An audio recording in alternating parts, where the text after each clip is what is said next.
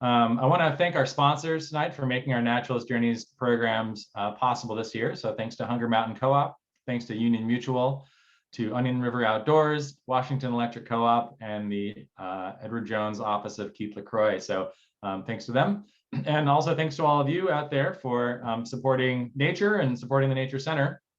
If you want to make a contribution to North Branch Nature Center, I'll put a link in the chat as we go for you to learn more about us and explore our programs.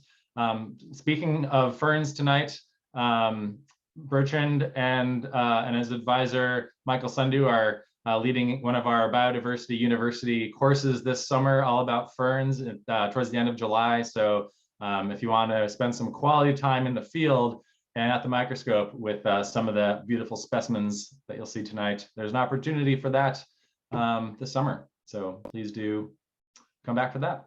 All right. So with that, I will say thanks again, everybody, and I'll turn it right over to you, Bertrand. Thanks so much for being here with us tonight. Awesome. Thanks so much, Sean. I really appreciate it. Let's just make sure that everyone can see the slide. Let me just, are we good in terms of that worked? We're good. And I think we can, maybe if you move your cursor around, we can see if we can see that. Okay, wait, let me try here. Can you guys see that? Yep. Okay, great. Awesome. And I should just be able to click. Okay, great. Excellent. Well, thank you, Sean, again for having me. I really appreciate being here. I love talking about ferns, and I could do it just about all day long. So I'm grateful to have the opportunity to share a little bit about what I'm doing here in Vermont with ferns, and talk about specifically the lady fern, the Ethereum felix femina, its evolution, and in particular, we're going to focus on its evolution in the Americas. All right. So just before I get into it, I just kind of want to briefly start and let you guys know who I am. So I am a third year, I can't even believe it, PhD student in the Barrington Sundu Lab at the Plant Biology Department at the University of Vermont. And I study fern phylogenetics, evolution, and biogeography. I got my Bachelor of Science at the recently renamed Cal Poly Humboldt. It used to be Humboldt State. And I got a Bachelor of Science in Botany and Biology with an emphasis in biodiversity and ecology. And that's where I really first fell in love with ferns, as they are very abundant in the coastal redwood forest where the university is located. So just in terms of a general outline, I want to start just with a fern overview so we can all start at the same page. Then I'll move into the study organism, and we'll kind of focus our lens on the species Ethereum felix femina and its close relatives. We'll then look at some of my research questions, the methods that I'm using to answer those questions. I'll then show you guys some preliminary results, and we'll end with the directions I'm hoping to take this research in the near future. All right, so let's just start with what is a fern. Whether you're a fern fanatic, a fern nerd, or you're just fond of our ferny friends, I just want to start at a basic level, and so we can kind of learn about ferns together. So when we get to Ethereum, we can really hone in on some of these exciting new revelations that I'm coming upon in my research. So in terms of what is a fern, we can just kind of focus in on these 6 main concepts that kind of distinguish ferns from other organisms. So the first one is that they have vascular tissue. So they have true vascular tissue, and this is distinct from algae and mosses and other bryophytes like liverworts and hornworts, which we do not consider having vascular tissue in the same sense as ferns and other and flowering plants. With this vascular tissue, which transports water and sugar, they're able to make these megaphylls. And megaphylls is just a fancy word, a Latin word for large leaf. And these leaves are complex with many veins. They're multicellular. And just about any leaf that you see on a fern, on a conifer, or a flowering plant is going to be a megaphyll. Microphylls are their contrast, and they're found in bryophytes and lycophytes. The third thing is that ferns are spore dispersed, right? This is one of the things that people all know about ferns. Their gametes are dispersed on the wind in these propagules that we call spores. Now, most of these spores, about 95% of them in ferns, are going to be what we call homosporous. That means that there's just one form. This is in contrast to heterosporous, right? Two forms, which there is a few select lineages that actually have this, where they have megaspores, which are resource rich, but dispersal limited, and microspores, which are greatly dispersed, but resource limited. Most ferns, however, have homosporous spores, which is just one shape and size for the whole plant, and they are dispersed on the wind, like I said. The other thing is that the structures which actually produce the spores, the sporangia, are on the underside of the leaf. And they form these clusters called sori. Now, this is important because a close relative of ferns are lycophytes, and they have the opposite, where the sporangia are born on the upper surface of the leaf. And this is helpful in the field when you're trying to identify if you have a lycophyte or a fern, because on ferns, the sporangia will be on the underside. And my favorite, and I think the best thing, if you just need one thing to nail a fern, it's that ferns have fiddleheads. And that's what the picture is right here. It's these slowly unfurling leaves. And if you're from Vermont, you know that we love fiddleheads here. We love fiddlehead beer, and we love to eat fiddleheads, which is a national pastime in the spring where Vermonters go and collect fiddleheads from the ostrich fern to make these delicious meals with, which are awesome, and I highly recommend it in the spring. Okay, so those are some basics, just in terms of what are you looking at when you come up to any fern on the forest or in the street or in somebody's yard. And we'll just start from the ground and kind of work our way to the tips. So if we just look at the vegetative parts of the fern, all ferns have, let's see if I can get my cursor over here, right. All ferns have this horizontal stem, which we call a rhizome. And then the roots come off of that and go into the ground. Now, stems have leaves on them. So when you look at a fern, what you're mainly looking at is actually just the leaf. Now, that leaf we often call a frond, but you could consider those synonyms for all intensive purposes. And the leaf is basically divided into the stalk, also known as the petiole, and the blade, which in many ferns is then subdivided into these segments, which we call pinna in the singular and pinnae in the plural. Now, if we move to the reproductive morphology in a fern, one of the first things that fern people do when they're in the forest is they get a frond and they flip it over. And what they're looking for are those collection of sporangia, also known as sori. They do have a kind of colloquial name, as I've heard spore dots used, but it's important to remember that this is actually a misnomer, because these collections, these dots, if you will, that we're looking at are actually collections of the part of the plant that makes the spores, the sporangium, or plural sporangia. So these structures here kind of look like modified lollipops, and this is where meiosis happens. And the spores are created, which are then through a modified group of cells here around the rim are launched out of the sporangium into the wind, where they then float around far away from the parent and eventually settle to germinate into this gametophyte. Now, a gametophyte is this a really cool stage in the life cycle of a fern. This is a multicellular haploid organism. Now, what haploid means is it only has one set of chromosomes from its parent, right? We are all diploid organisms as humans. We have one set from our mom and one set from our dad. Well, these spores germinate, and these gametophytes, these multicellular free-living haploid organisms, actually produce both egg and sperm. Now, fertilization happens outside of the adult body in ferns, and this is really important because it's one of the things that people often associate with ferns is that they make hybrids all over the place. And one of the reasons why this happened is because this fertilization event happens outside of the adult body, right? This is happening in nature, out in the world, in the environment. And if one gametophyte from one species lands close enough to the gametophyte of another species, as long as they're not too far apart, they can form hybrids. So we'll circle back to this, but I just kind of wanted to hit this life cycle a little bit so that when we talk about ferns and their morphology, when we talk about Ethereum, we all know where we are. Okay, let's see.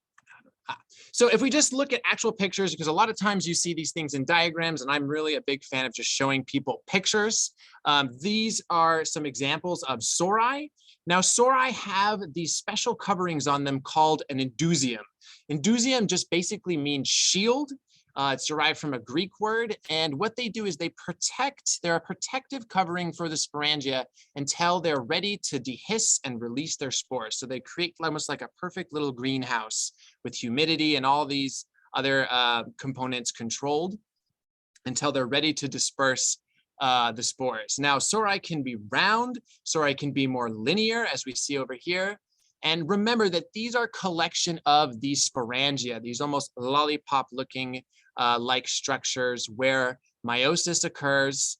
And this annulus here is are those modified cells that become, once dried, they almost function as like a catapult, and they sling the spores off away from the parent plant.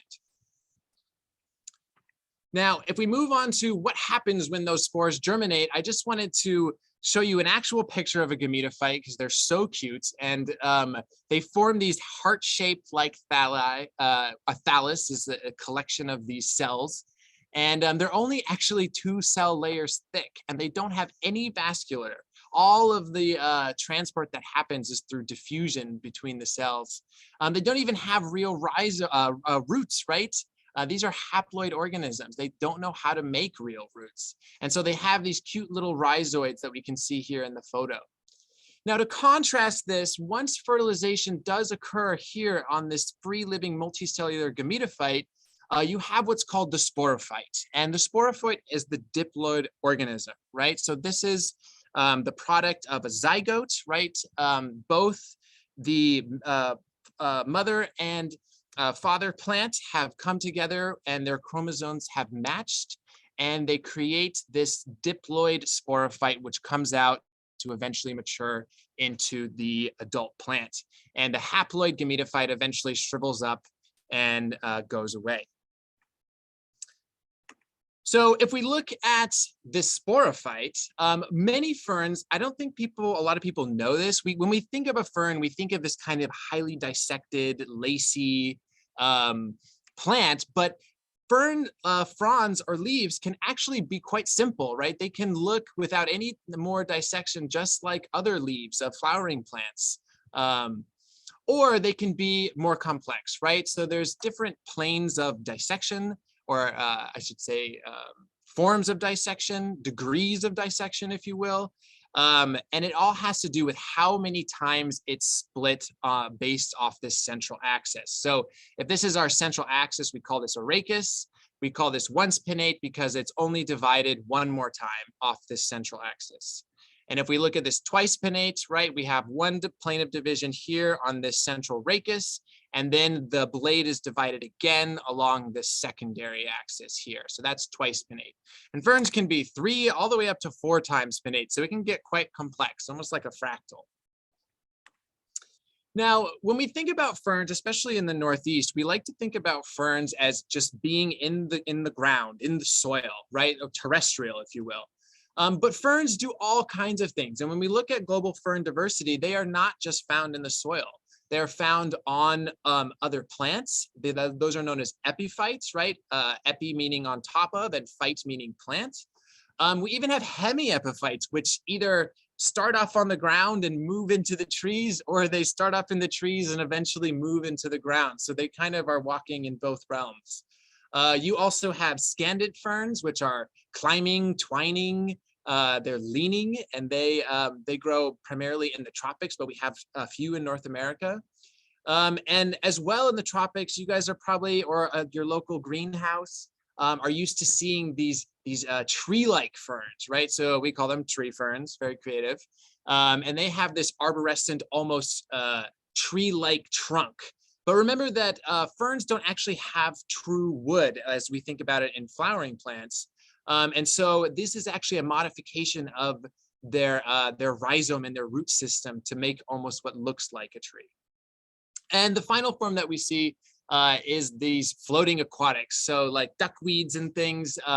Azolla is actually a fern, and they float along the top surface of the water column and live their lives in an aquatic environment. So a lot of people think that you only find ferns in wet places, and that's actually not true. While ferns do require a thin layer of water for those for that egg and that sperm to swim through to have that fertilization event, they don't need water for their entire lives, and it can be a fleeting event which causes fertilization that may not happen for the rest of that plant's life. So when we think about ferns and water, I want you guys to think about three different groups. We have desiccation intolerant ferns. So those are ferns that really cannot live anywhere other than the moist, warm tropics. We have desiccation avoiders, which are perfectly happy in deserts and dry environments, such as a wall in an urban environment as well. But do require that little bit of water at some point in order for them to outcross and fertilize and not self just the whole time. And then you have others called desiccation tolerant ferns, where when times of dryness do occur, they go through physiological and morphologic changes, which allow them to survive in these really harsh conditions. And then when the water returns, they can almost instantaneously come back to life and take full advantage of the available water. These are kind of famous in the Southeast. If you're familiar with the resurrection fern, that's what that picture is. So that was just a real brief overview of fern morphology and how we categorize a fern. Now, I just want to give you guys kind of like the Reader's Digest Spark Notes version of fern evolution, biodiversity, and biogeography. These could obviously be entire talks in their own, but I just kind of want to highlight some patterns and trends that I think will be important to understanding the research that I'm working on. So when people think about ferns, they're like, oh my God, they're so old. And that is true in terms of the lineage. Ferns go back almost 400 million years. And to give context, land plants only emerged out of the water around 500 million years ago. So ferns were some of the first vascular plants to evolve and have been around ever since, which is really awesome. But it's important to remember that this evolution has had multiple pulses of diversification and extinction, right? So it didn't just happen all at once. Ferns have diversified, gone extinct, and diversified again over the course of millions of years, and it's not just due to a single event.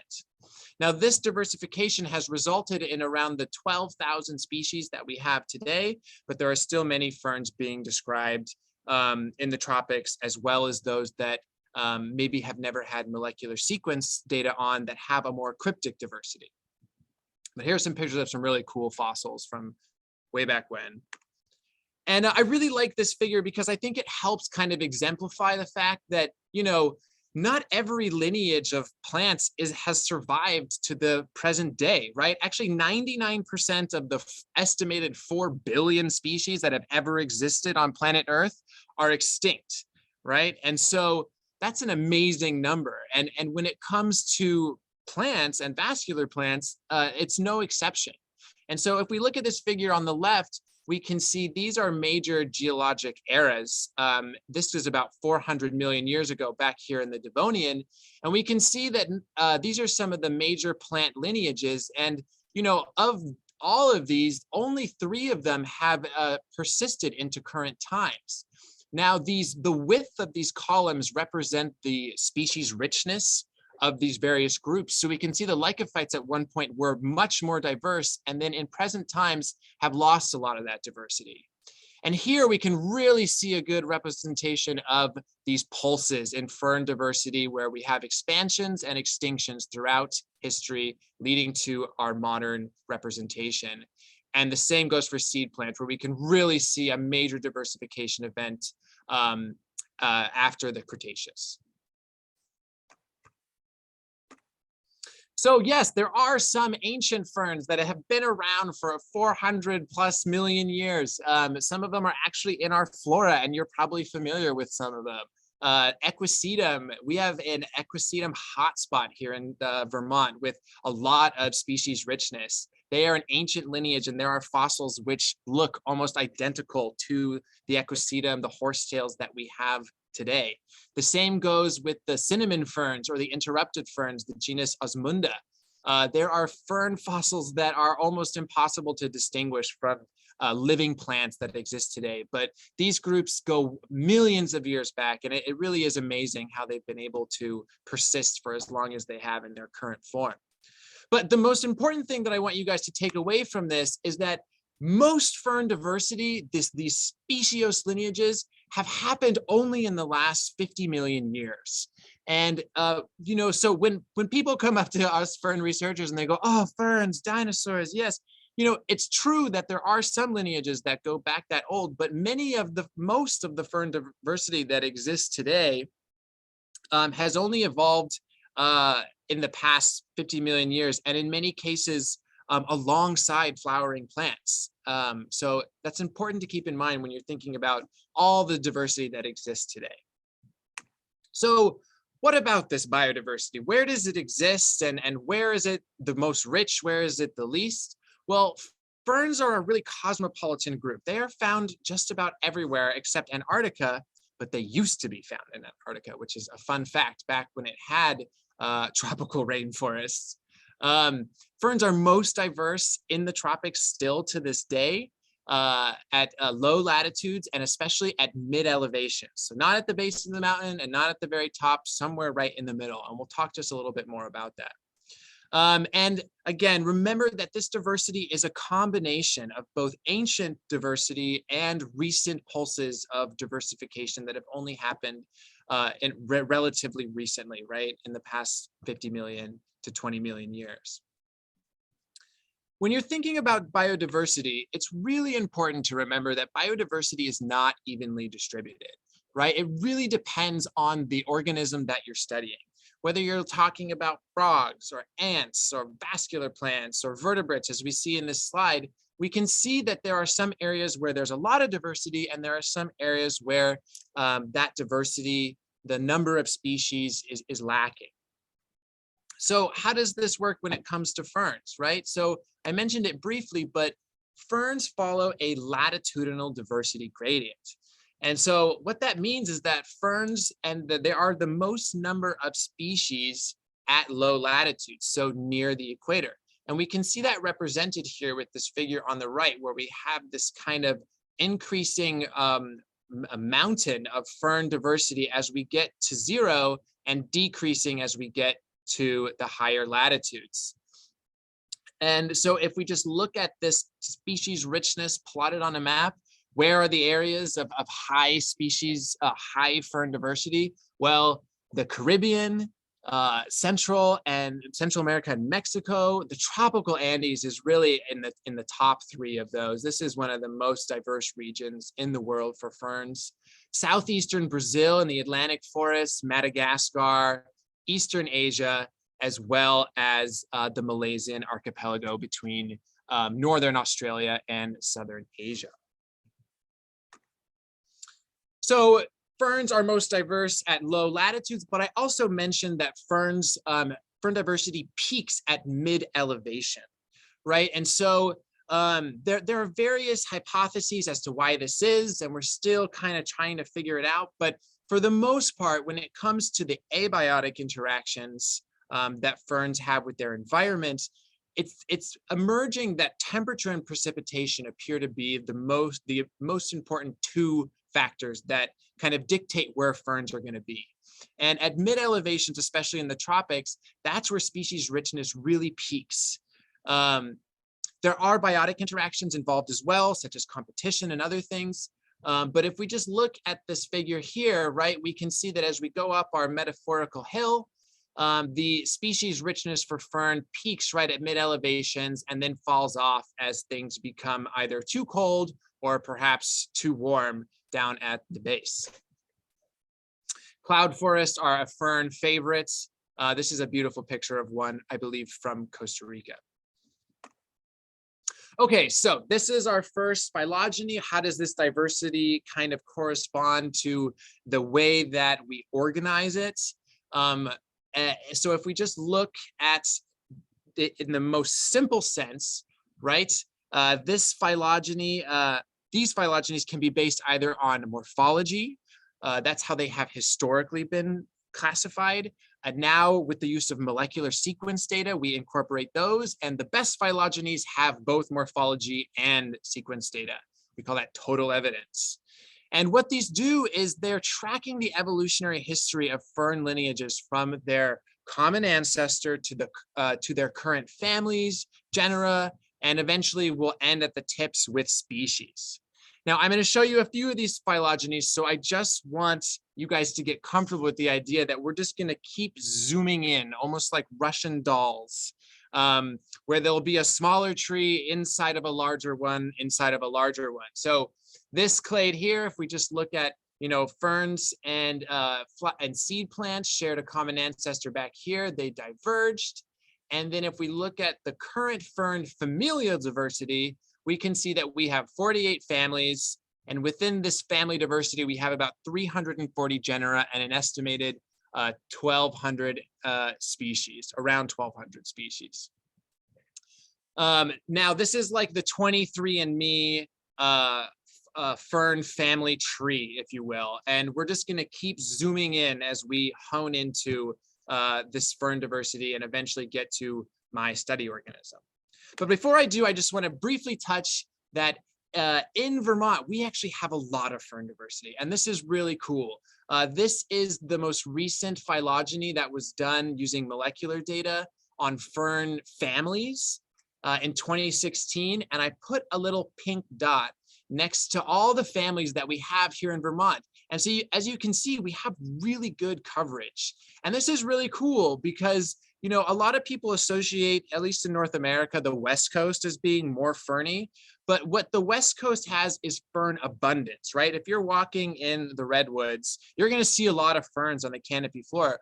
But what people might not realize is those ferns are made up of maybe 4 or 5 species. But on just about any given walk that I've been on in a forest in Vermont, you can find 12, 15 different species if you know what you're looking for and how to identify them. So we're really lucky here in Vermont to have so much diversity of non-flowering plants and especially ferns. All right, so that was my very brief overview. And now I want to shift to focus on the fern that I study, which is Atherium felix femina, and where it lies in this whole context of fern evolution, biodiversity, and biogeography. So if we go back to that tree that I first showed you where I plotted the pink dots, where is the fern that I study? Well, the fern that I study is down here in the Atheriaceae. It's in one of the larger groups, more diverse groups of ferns, which we call the Eupolypods 2 or the Asplenii. And at the time of this study, this family had 3 genera and an estimated 650 species. Now, let's put that in context with global fern diversity, right? So if we have an estimated around 1,200 fern species, 650 of them are in the Atheriaceae, well, this family makes up around 5% of total fern diversity. If we now open one of those Russian dolls and just zoom in to the next level of complexity, this is the 23andMe family tree of the family. And we can see these 3 major genera represented as 3 major clades, all with a common ancestor. The first being the genus Diparia with 70 species. the Aetheriids, which we call the Aetheriids because it's made up of Aetherium and its closely related smaller sister genera. And the final and most speciose genus, we have Diplasium, restricted to mainly the tropics with 350 species. So what makes Aetheriaceae Aetheriaceae? Well, when it comes to reproductive morphology, this turns out to be one of the best ways to kind of parse out differences among fern families. So among the Aetheriaceae, we have these very interesting sori which grow what we call back-to-back. So when we look at the underside of a fern frond in the Aetheriaceae, these collections of sporangia called sori grow along a vein, and they grow and develop it on opposite sides of each other. That's where we get the back-to-back name. So all members of the Aetheriaceae do this. They do it in many different ways, but at some point, it's all organized like this.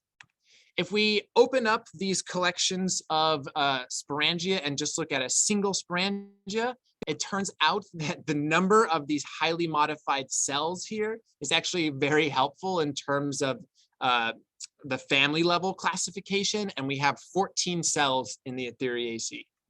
Now, if we open those sporangia up and we look at the actual spores, members of the Aetheriaceae have these really interesting extensions of their most outer surface of the spores, where they form these sharp ridges and crests.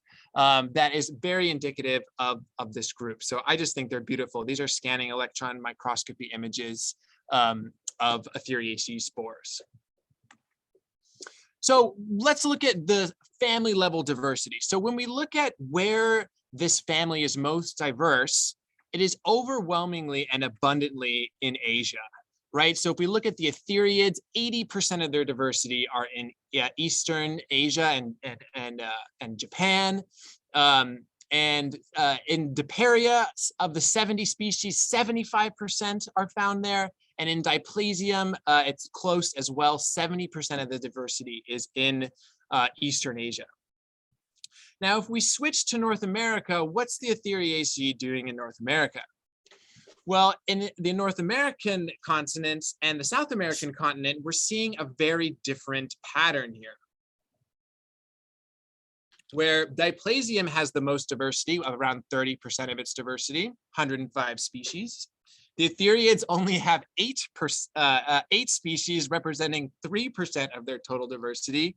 And Diparia, just a single species in North or South America, which we actually have in our local flora, the Diparia pycnocarpon, or the silvery glade fern, one of my favorites. So if we go back to that original family tree that I showed you guys of the whole family, and we just zoom into the next Russian doll, we're going to open up the Aetheriids and take a look at the different genera.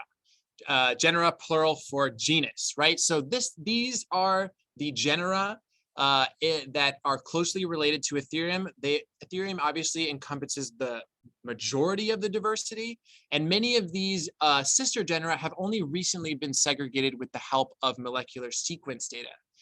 To keep things straight and kind of parallel, I just want to kind of provide an analogy where the differences between these genera are kind of like the differences between, you know, a panther to a leopard to your house cat, all within the family of felines. So that's kind of the level that we're operating here.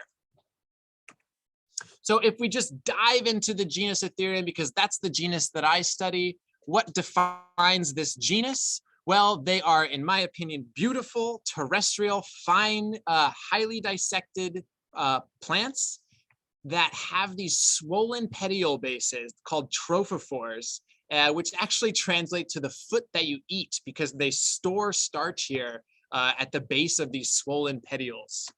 If you were to cut that petiole, you would find 2 vascular bundles, which is actually very helpful when it comes to organizing large groups of fern diversity, as there is a large subset of ferns that all have just 2 vascular bundles in their petiole. They also have these beautiful black and dark brown scales at the base. And my favorite and their namesake is these Aetherioid sori. So these ethereoid sauri were described from this genus, and what they do is they kind of form a J shape. So if you're out in the field and you see this J shape, you're almost certainly in the Ethereum genus. And we can see that they kind of follow along the vein and then eventually cross over, forming that back-to-back shape that results kind of morphologically as this J. Okay, so that's where we define the genus. Now, if we're going to open up our next Russian doll, there's one study that I want to focus on that really provided a lot of insight, right? So now we're operating within the genus Ethereum, and a study by Ran Wei from Taiwan showed that there's actually 10 major sections to this genus. And what was interesting about this study, and really essential, was that they really focused their sampling on Asian taxa. And this was good because we needed to just kind of get the backbone. We needed to get the base roadmap for how to organize the diversity within this genus. And so it was highly biased towards Asian plants, but this was good because that's where most of the species diversity is. However, when it comes to the Americas and Europe, it was hypothesized that all of the taxa from America and Europe in the genus Ethereum were going to come out in this orange section Ethereum. Now, in this study, they actually only included 3 samples out of hundreds from anywhere in the Americas or Europe. And so if we just go in our next Russian doll and look at that, blow up this section of the genus Ethereum, we can see those taxa that they included. Now, there's something that jumps out right away as kind of an unexpected result here. One of the things that we do when we delineate species in taxonomy is we like the idea, we need the idea that things are descended from a common ancestor. We call it monophyletic. So if something has a species name, we would hope that everything that we sequence that with that species names come out with a single common ancestor. Well, if we look here, something unusual happened. We had our Ethereum felix femina, our local one, our local variety, var angustum, this one was from Maryland, came out sister to the rest of the taxa in this clade. Interestingly enough, the other things that we call felix femina from Europe did not come out with a most recent common ancestor with the taxa in North America. This one was more distantly related. Now, this is a problem when it comes to our species concept of Ethereum felix femina. And after reading this paper, it really clued me into that there might be something worth investigating here. So what is Ethereum felix femina? Well, this is one of the most common ferns you'll ever find or see in the Northern Hemisphere. It was originally described actually by Linnaeus and adapted by Roth.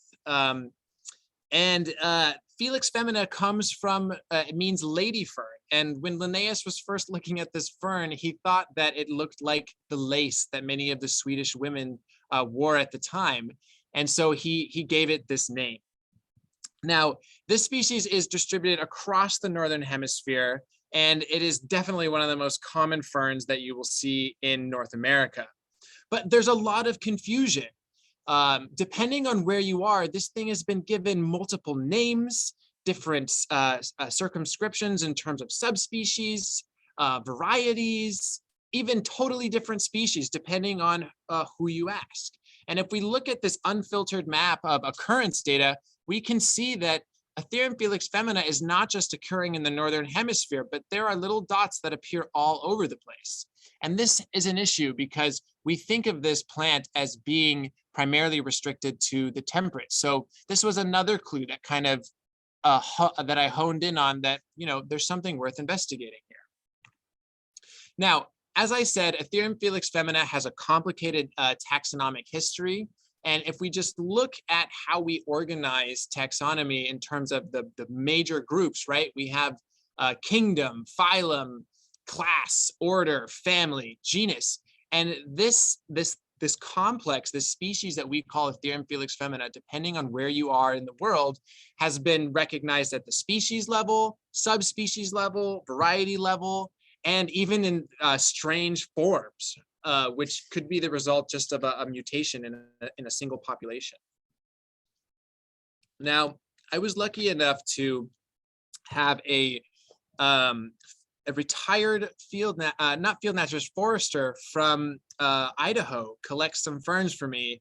And I was telling her about my research. And one of the things that she asked me when we were ending our last conversation was, are you a lumper or a splitter? Now, why this mattered to her, and especially to people who spend time in the field, is there's this trend with molecular sequence data where something was known as one thing forever, and then we go and we sequence it and we go, oh my God, it's actually very distantly related. And this thing we're calling one species is actually many species. And that's what a splitter does, is it splits a unified species concept into multiple species, usually based on the argument of common ancestry or monophily. Or you have the opposite, a lumper, right? That's somebody who takes many different species and sequences them and looks at their morphology and says, you know, actually what one person thought was one species, I'm sorry, as many different species is actually just one species. So I told Heather that she should ask me once I look at my data in a year, and that I would get back to her on that question. But if we just look at what's happening here in North America, at least, or I say in the Americas, in North America, we have 4 varieties in the United States and Canada of the Felix femina. We have the var cyclosorum, the variety cyclosorum in the Northwest here at low elevations. We have the var californicum in the Southwest and restricted to higher elevations. And then down in the southeast, we have the var asplenioides and our local variety var angustum up here in the Northeast. Now, when you cross the border into Mexico, the name changes. Suddenly you have 2 different species, if you will, Ethereum arcuatum and Ethereum borghei. And if you keep going down, once you get into South America, there's a new name, Ethereum dombii. And even we have an Ethereum microphyllum. Now, Ethereum microphyllum is easy to tell apart, but you would be forgiven if you had difficulty telling apart these North American varieties, even from the Mexican taxa or the taxa that we found in Central America and South America. They look very similar morphologically. So if we just throw these out, these are herbarium specimens that I collected this summer. One from the Pringle herbarium, these 3 I collected last summer in California, and this one from Vermont. We have each of our 4 varieties, right? We have var angustum in the Northeast, var asplenioides in the Southeast, var californicum in the Southwest, and var cyclosorum in the in the Northwest. Now, each one of these has a particular morphology that describes it. I'm not going to beat you all over the head with this because I could have an entire talk just on this morphology, but just to give you an example, the indusia, remember that protective covering, that shield that goes over the developing sporangia, in our local variety is completely smooth. It has nothing on it. If you go down to the Southeast to Alabama and you put that indusium under a microscope, you'll see that it has almost like these little glandular lollipops all over it. And they're really striking. You can see them quite clearly. In the Southwestern high elevation variety, if you look at the edge of these indusium, they look like little teeth, little kind of like Dorito chips all the way around. And if you look at the lower elevation of var cyclosorum in the Northwest, the edge of this protective covering actually extends into these long ciliate strings. So there are other morphologic differences, but this is just one of them. The other one that is just abundantly obvious, or overtly obvious, I should say, is just the size. Now, out here on the East Coast, most of these fronds, these leaves, are less than a meter. But if you go out west, these fronds are huge. And when I first got out to the east, I was so confused. I thought the entire forest had been mowed and that, you know, just these little baby plants were coming back. But actually they were full-grown adults, right? And I was just not used to seeing the same plant in such a small state. So to give you some context, here's this picture of me that I showed at the beginning of the presentation. I am about 6'2", or as we say in science, 188 centimeters. And the frond in my right hand is of the variety Cyclosorem. And so just for context, that frond is larger than 1.5 meters. It is a big frond. It's almost 3-4 feet long. And you know, you will not find that out here. So there's some really striking differences just in terms of their morphology and overall size. Now, fortunately in science, we don't start from nowhere, I should say. And the last person to really take a crack at this group, the species complex, was this great taxonomist named Butters. And he worked in the Harvard Herbarium. I cannot help when I read his work, but think of the South Park character. But Butters in his own right was a great taxonomist and really honed in on a lot of the concepts that I'm picking up in my own research. So what he did was he elevated the Eastern taxa to species level. So he said the Northeastern and Southeastern variety are not varieties. They are actual species based on the morphology that he saw at the Harvard Herbarium. So he gave them names: Aetherium angustum, Aetherium splenioides. He actually described the southwestern variety Californicum. But he kept the two Western varieties as the variety level and said that there wasn't enough morphological differentiation to recognize them at the species level. And he hypothesized that these actually shared their most recent common ancestor with the European Felix femina, which is spread all the way from Europe into Siberia and the rest of Eurasia. He did not actually consider the Mexican taxa, which I'm going to talk about now. Now, as I said before, once you cross the border into Mexico, the name changes. And you should always be suspicious about a name change, especially with a plant when you cross a border, because plants famously love to disrespect geopolitical borders. Now, this is especially true with our southern border here in the United States, where we have almost a continuous band of kind of mountainous climate that goes over the border. And the last two people, Mickle and Smith, that really looked at this when they were writing the Flora of Mexico for ferns, they stated, we can find no distinct break between the A. borghii of Mexico and the Felix femina, Vars californicum, and Cyclosorem of the Western United States. They go on to say that until the relationships of the North American and European species are understood, we prefer to use the earliest name for this taxon. So that's why the Aetherium borghii still is a name that is in use today. Basically, no one has looked at this since then. And that was 2004. We've come a long way with molecular sequence data since then. So the last study that I just kind of want to talk to you guys about very briefly, my advisor was one of the key authors on, was this Moran et al. 2018. And they not only described one of the most recent genera, Ephemeropterus, in the Aetheriaceae, but they showed that Aetherium in the Americas does not share a single common ancestor. So if we map those subdivisions of the genus Aetherium that was shown in the Rand Wei et al. Paper next to this phylogeny that was created in 2018, we can see that there is this tropical southeastern clade, which is really large, called section Mackinoniana. And there's this section Aetherium that is restricted primarily to the temperate regions of Eurasia and North America. Now, remember, it was hypothesized that everything from North and South America would be in this yellow clade.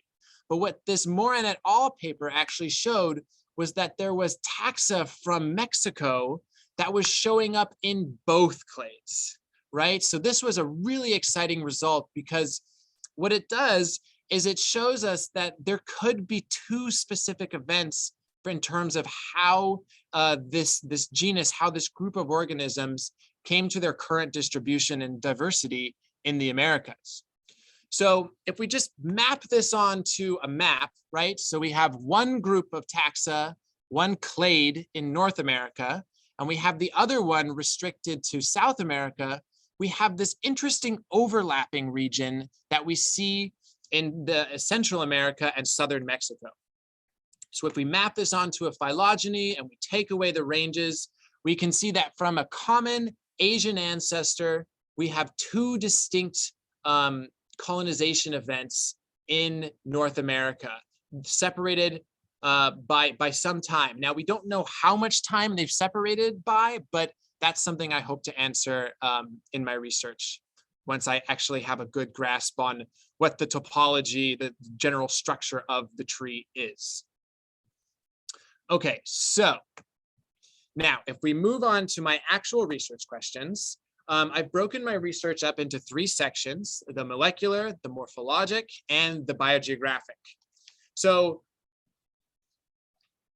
with regard to Ethereum in the Americas, no one has really done the sequencing on it yet. I'm kind of the first one to use the most recent morphologic and molecular techniques on this group.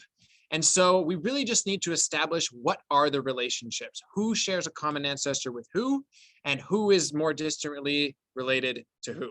So once we have a good sense of this relationship, then we can figure out, are there specific morphologies that match the clades that we find in the molecular results? Once we have a handle on that, we can then expand to the biogeographic and learn how many times did these groups colonize the Americas? How long ago? How far apart were they? Maybe what was the role of climate and geography in shaping the current diversity that we see today, among many other questions. So my current working hypothesis is that we're going to build off what Butters did and kind of elaborate a little bit more on it. I'm hoping to maintain the species level circumscription of the eastern taxa, Ethereum angustum, Ethereum esplenioides, and then as well elevate the western varieties to a species level designation. This could also include the Mexican species into Ethereum californicum, or they could be a totally separate branch. That remains to be seen. And I'm hypothesizing that actually all of the North American taxa will share a more recent common ancestor than they do with each other than they do with their European cousins.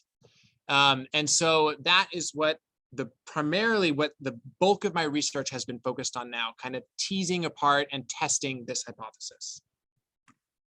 So how do we do this?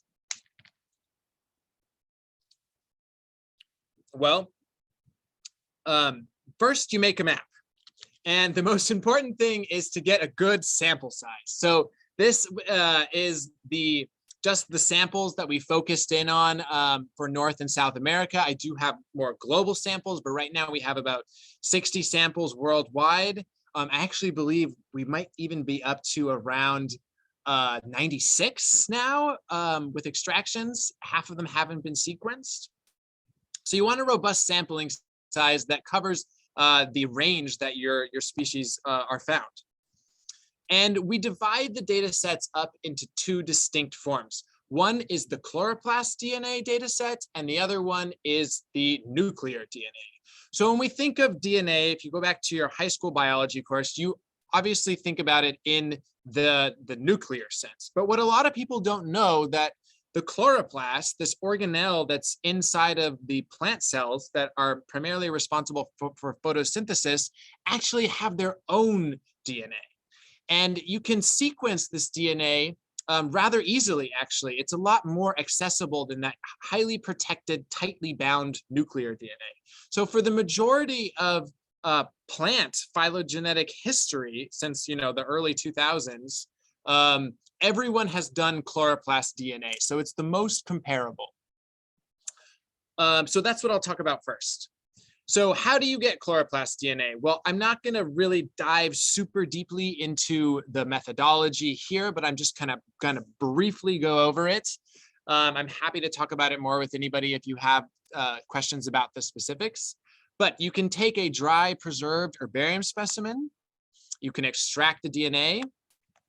You then use PCR, which we're all becoming much more familiar with thanks to the pandemic, to amplify the extracted DNA, right? The particular aspect that you, or genes that you want to compare across your taxa.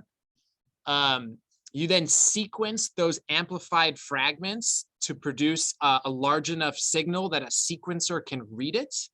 Then that sequencer, we use Sanger sequencer for plastid DNA, produces a list, a long list of, A's, T's, C's, and G's.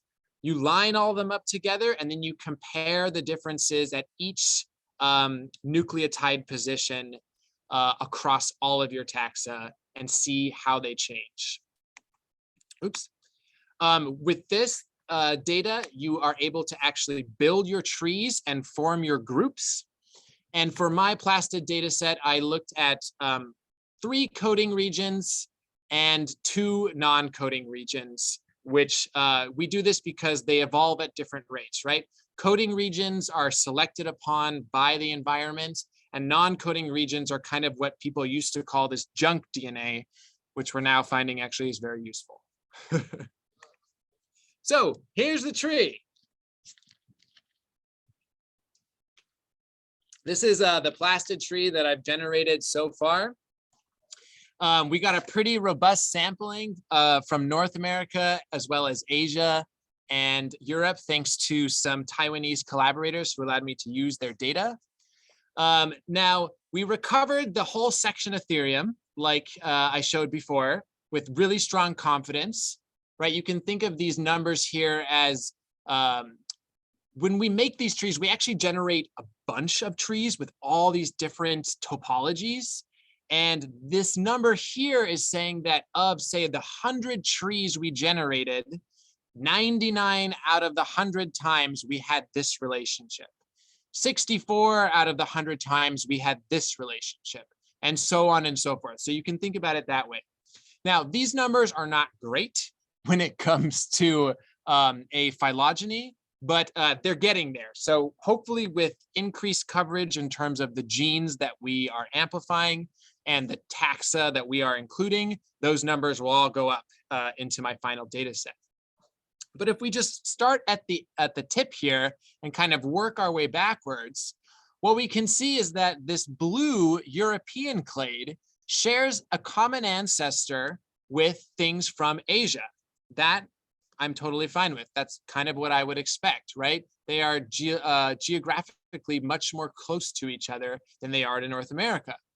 Now, a really interesting result was actually that things from all the way from Alaska to Canada to Vermont, Connecticut, Maine, we got another Vermont in here, and California, all formed a group with a common ancestor with pretty high support that is sister to this European and Asian clade. Now, that was an interesting result that I was not expecting. And that is the same with these other 3 clades that we see down here. So sister to this whole group here, we have, we have actually all of the taxa that I sequenced from California, Colorado, forming a single monophyletic group with a single common ancestor. Divergent from them is the only taxa that I had from Mexico. So this Mexican taxa was not embedded within this group. It actually had a divergent event at some point in their evolutionary history and formed a separate branch. Now, a really exciting result from this plastid data was that sister to all of these were the things from the Southeast. Now, I didn't know where these were going to come out, or even if they were going to come out on their own branch. And the fact that they are the most early divergent is really exciting because it has some interesting implications for their biogeographic history. So what does this look like on a map? Well, if we just plot that same topology in terms of the ranges of the taxa that I included, throw it on our phylogeny, and then get rid of the circles, I think we can see a much clearer result in terms of the relationships that are forming, right? We can see how this entire North American group is actually more closely related to European and Asian taxa than it is to the stuff from the lower latitudes in the United States and Mexico. Now, this is really crazy. If you think about this, that means that something from Vermont is more closely related to stuff in Siberia and Eastern Asia than it is to something that we would call Ethereum felix femina in Alabama or in the Southwest. Now, as I said, this data is all still preliminary, so I don't want to overinterpret it, especially until I'm able to get some of those numbers bumped up. But this was an incredibly encouraging result, as many of the variety level circumscriptions were actually forming their own distinct branches with common ancestors. Okay, that's the plastid data. Now, if we move on to the nuclear data, right, this is the stuff inside the nucleus. We have to use a totally different sequencing approach called target capture. Now, Fern genomes are huge, so unfortunately, we can't sequence the whole thing right now, at least not without a couple $1,000s. So we actually sequence a subset of the genes that we target, hence the name target capture. Now, I don't want to belabor or like go too in depth into the nitty gritty of this sequencing approach, but what you basically have to do first is come up with these probes which find specific regions in the DNA and then allow you to amplify them. And what we did was we took a previous study which took all of these transcriptome data sets, right? So this is a data that's based on RNA, and we use that as our reference, and the data set that we use to create our probe set, which we can then use on any Fern. So after that, we have these probes which target the specific regions of the DNA that we're looking for. We then extract the DNA just like we do for the plastid phylogenies. We do our sequencing. Ours was done in Gainesville, Florida with Rapid Genomics. We then, through a series of software packages, align our sequences, look for differences in nucleotides at each position. And with that, we are able to then generate our tree. So let's take a look at some data. Okay, so here is the initial group of Ethereum that was sent in by my advisor during the first round of using this new probe set. If we look here, we can see this is our reference genome here in green. And oops, sorry, we need to go here. Reference genome here in green. And if it's blue, it means we captured the target region in each of the samples that were submitted. If it's white, it means you didn't capture that region, okay? There was no match to the reference, so it's basically unusable. So this is pretty good in terms of coverage, right? We can see there's a lot of green here. All right, well, here is the data that I submit to the sequencing most recently. So as we can see, there's a lot less blue, which is not what you want. So this was obviously a surprise and an unfortunate one. We had very low coverage of the reference genome. However, this just happens in science, and you kind of just have to take what you get and make the most of it. So after much fiddling with the data and trying to clean it and change it and all these different things, I eventually settled on combining the two. So I took the samples that my advisors submit and I included the best samples from the regions of interest that I submit, and I created a new data set. So with this one, I was fortunate enough to be able to incorporate both two samples from the Cyclosporium complex and one from the Californicum, one from the Asplenoides, and one from the Angustum. Just enough. So here's our tree. This is the nuclear tree. As you can see, the support values are significantly increased, which is why we love nuclear data. And if we just look at some of the preliminary results, we can see that we confirm the results from the Moran et al. Study, where we have taxa of the Ethereum in the Macinoniana clade, specific to tropical and subtropical America. That was awesome. We really wanted to see that. There's still some stuff to figure out, right? We're not quite sure actually where these Ethereum dombii fall.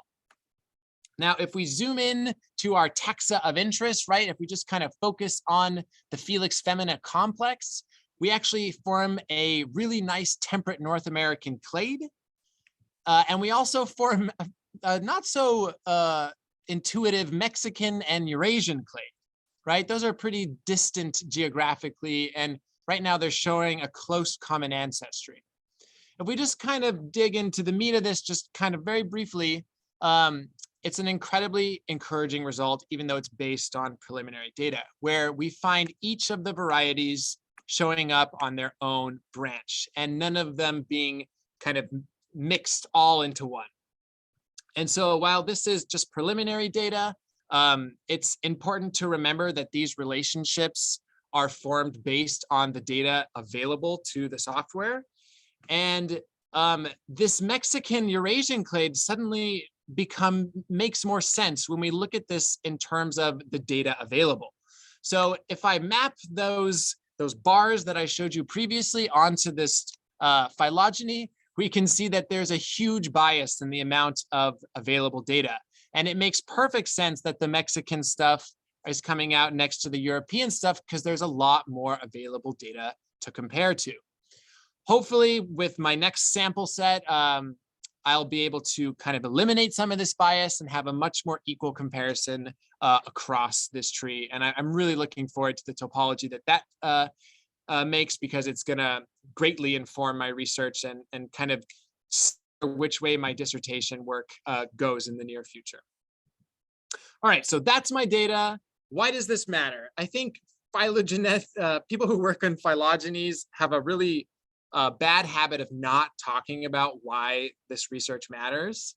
One of the most important things I would say is, ferns are the second most diverse group of vascular plants after flowering plants and seed and conifers, right? And so they deserve our attention, right? This is an incredibly diverse lineage of plants that we need to protect. And we're racing against the clock, right? Biodiversity is being destroyed before our very eyes, both due to habitat loss and climate change, right? And so we need to describe this biodiversity before it's gone. We also have no idea how different organisms will respond to different climatic conditions.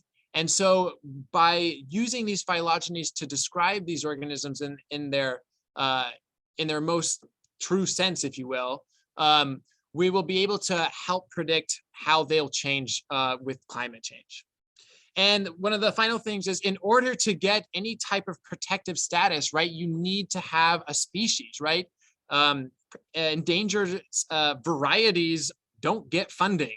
And so these phylogenies, in terms of how we describe species, are really important in terms of how we protect species. And I know I'm going over the time limit right now, I believe, so I'm just going to briefly talk about where I'm hoping to take this. I just need more samples. We're going to generate more plastid data. We're going to generate more target capture. This is a depiction of me and how I plan to spend every summer for the rest of my graduate career collecting ferns and increasing my data set. We're making some awesome discoveries and insights into the morphology. One thing in particular that's very exciting is we are learning that there is actually this tiny little spine on the section Macinoniana group that is going to help us split things in Mexico from the Ethereum clade and the Macinoniana clade morphologically. And then, like I said, once we have a good handle on who's related to who, we are going to be able to do what's called an ancestral range reconstruction, and with statistical software actually look at how these, how the current species distribution is created based on what we know about geologic and climate changes in the past. So I'm really looking forward to doing the biogeography because that's one of the things I'm most interested in. And with that, I would just like to thank everybody in the Barrington Sundu Lab, as well as our local sequencing center for all of their help. I also want to just thank my sister who helped me immensely this summer collecting samples, everyone else in the UVM plant biology department, and of course, all of our undergraduate researchers who tirelessly help us generate these massive data sets, and I couldn't do it without them. So I'm so grateful. And with that, I will take your questions. Bertrand, thank you so much. A tour de force through fern phylogeny. It's really exciting that 3 years in, it seems like things are taking a turn in your direction, and you're starting to be able to see the light at the end of the tunnel in terms of being able to interpret and make some interesting conclusions out of what you've been wrestling with. So congratulations on that. Thank you so much. I really appreciate it. So let's wildly speculate for a moment, because that's always fun. I was wondering about this, and so was Jess, wondering about kind of some of the biogeography pieces of this, and how you end up with ferns from Eurasia in cladding out with things in the southeast, for instance, as your more recent data suggested might be the case. And if you've given any thought to, the breakup of Pangea, separation of Gondwana land, I'm one thing that you said very early on is that a lot of the early radiation of the ferns was back in the Devonian, which is when there was so much geological activity happening, land masses arriving, in eastern United States, glomming onto, the Appalachians and whatnot. So anyway, I'm just wondering, like, what's this? Is there a connection there that you can speculate on? Is Ethereum even old enough as a genus for that to make sense? What do you think? Yeah, really good questions. And I'm so glad you asked them, because it's definitely exactly where my mind is at as well. So to answer the first one, just in terms of the biogeographic sense. So one of the reasons why it's so important, and I guess I'll just go back, I'll just kind of blast through this really quick, back to this one, because I think it's the most illustrative. You really want to get the topology down, because what's really cool in terms of the relationship between common ancestors, you can then kind of wind things back and figure out with statistical software and fossils when things split up. And that's when you can really kind of get some concrete answers in terms of, when these splits happened, why they happened, maybe the Bering Land Bridge, maybe glaciers, split up of Gondwana, that kind of thing. When it comes to the genus Ethereum itself, Gondwana has already split up by the time this guy has come on the scene. Laurasia has already kind of begun to break apart as well. I believe the clade is dated to around 40 million years ago. Okay, so that's like right after, 65 million years, we think of the KT boundary, the meteor and stuff. So flowering plants have become dominant. But what I'm loving about this tree that we're looking at is that, to me, this just screams glacial history, right? And we love glacial history in Vermont because we are living it, right? It's really, for me as a West Coaster, and especially someone who's been in California for a long time, to think that there were no plants here 10,000 years and that there were 2 kilometers of ice, right? And so when we look at this phylogeny, what I love is that actually the groups that are the most ancestral, right? These things that diverged farther back are at low latitudes, right? And the things that have more recent divergence events are at higher latitudes, right? And so what this says to me is just, it screams extinction. And I'm thinking extinction due to, either the retreat and expansion of ice, maybe the breakup or this isolation from the Bering Land Bridge. But until I'm able to get a concrete topology and then kind of use the statistical software to put dates on things, it's all speculation at this point. But I think there are some really interesting questions with regard to glaciation and climate change, historic and paleo climate change with regard to this data. Oh, that's really interesting. Yeah, thanks for tying the glacial story into that. Yeah, Oh, I however love it it. shakes out, it seems like that ought to be involved one way or another, and just connecting those ideas is really fun. Yeah, extinction is such an important part of all this. And what a lot of people, even taxonomists, forget is, when we're looking at a phylogeny, we aren't seeing the extinct taxa, right? We are only seeing the things that have made it to live in the present day. And so extinction is often overlooked, but I do think that it's so important to keep in mind when you're looking at phylogenies.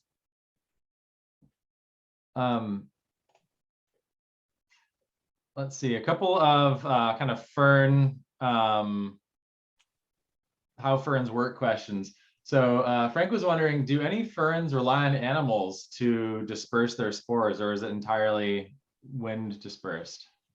Yeah, there's some research that suggests that there's some like strange patterns of biogeography of ferns. Some that actually follow flight patterns, migration routes of birds.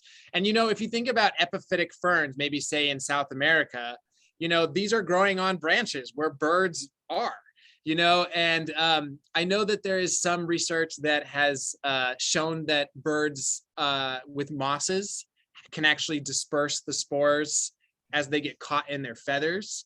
But really, this is just an incredibly under-researched area, and we need more efforts there. And I'm hoping to branch off into that area in one of my side projects. So more to come on that front.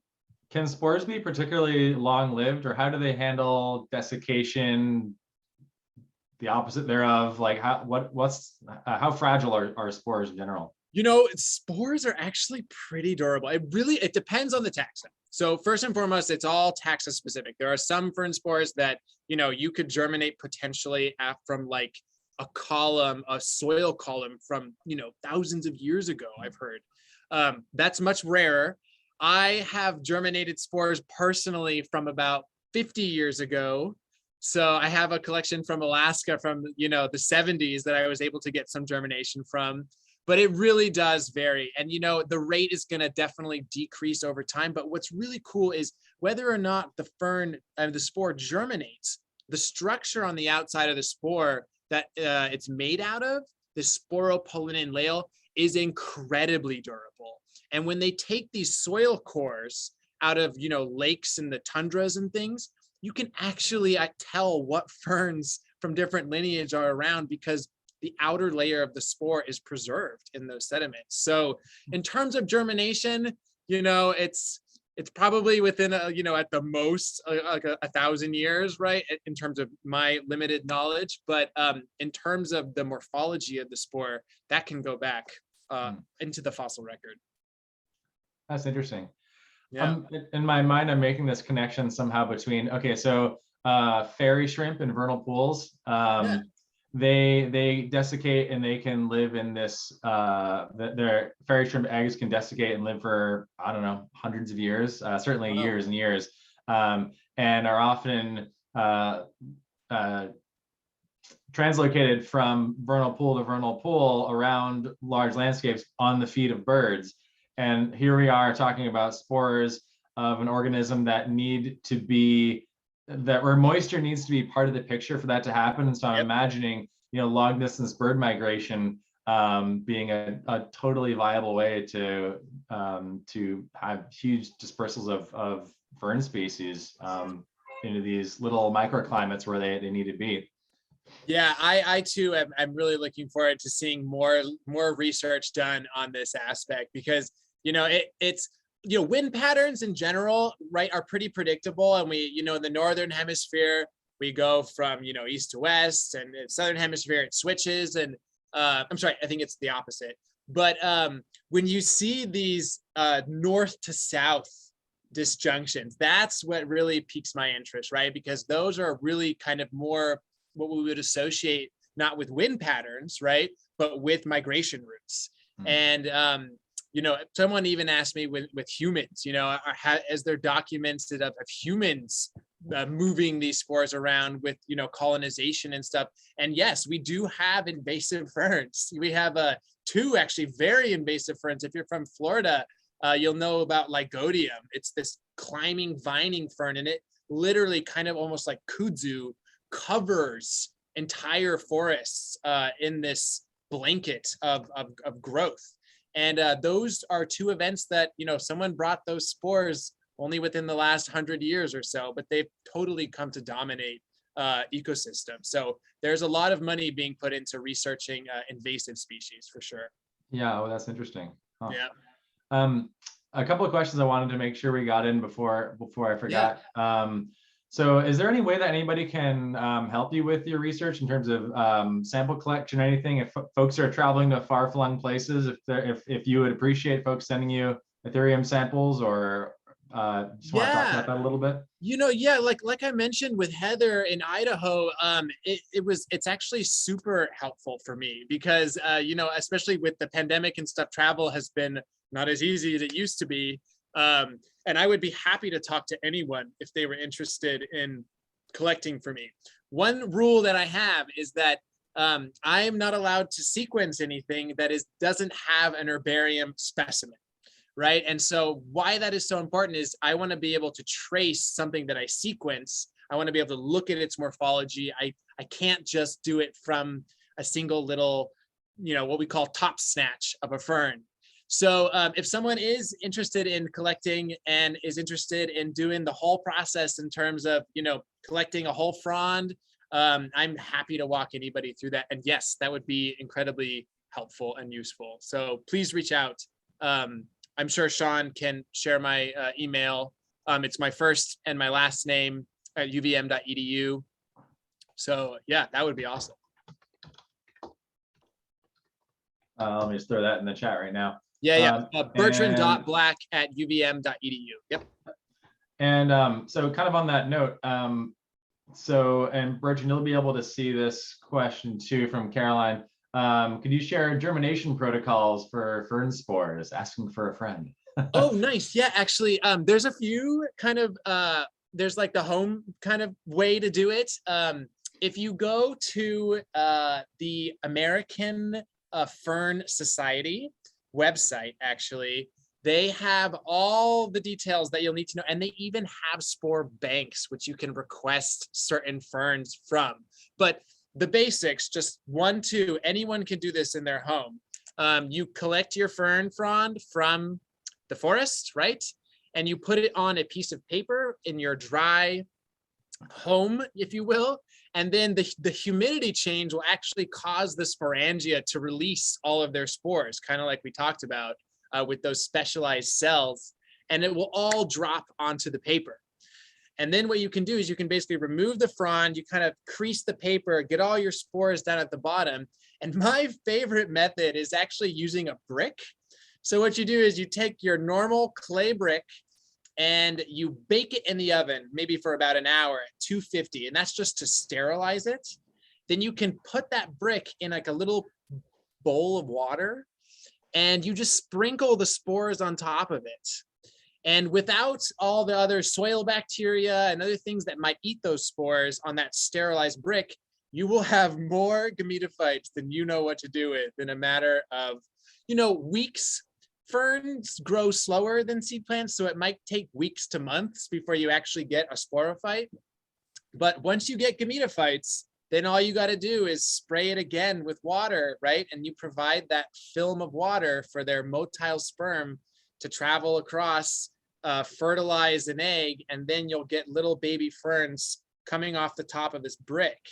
And then from there, you could take those and transplant them into appropriate sized pots. But that's my favorite way of doing it. The whole protocol is on the American Fern Society, as well as access to their spore bank. So I highly recommend checking it out. All right, super.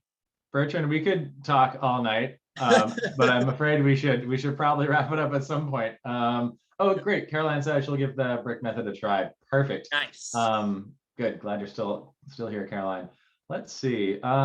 Yeah, I think we'll call it there. Bert, is there anything else that you wanted to get off your chest before we Well, just thank you guys so much. And yeah, just to kind of follow up what you said, the course that we did last summer with the ferns was just so much fun. And if you want to take a deeper dive into any of this, I highly recommend you guys join us next summer. We start kind of basic, bare bones, kind of general overview like we did today, and kind of get into it, the details. But what I loved about the course this summer was just the mix between seeing the ferns in the field and then talking about them back at your beautiful nature center. So yeah, if anyone wants to learn more about this, I highly recommend you come to the course because it was way fun.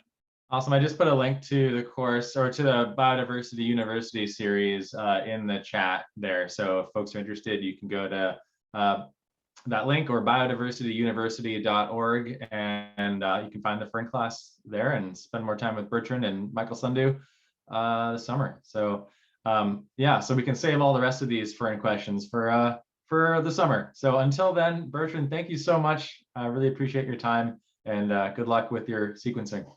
Thank you so much. Appreciate it. Thank you, everybody. Have a good night. Bye.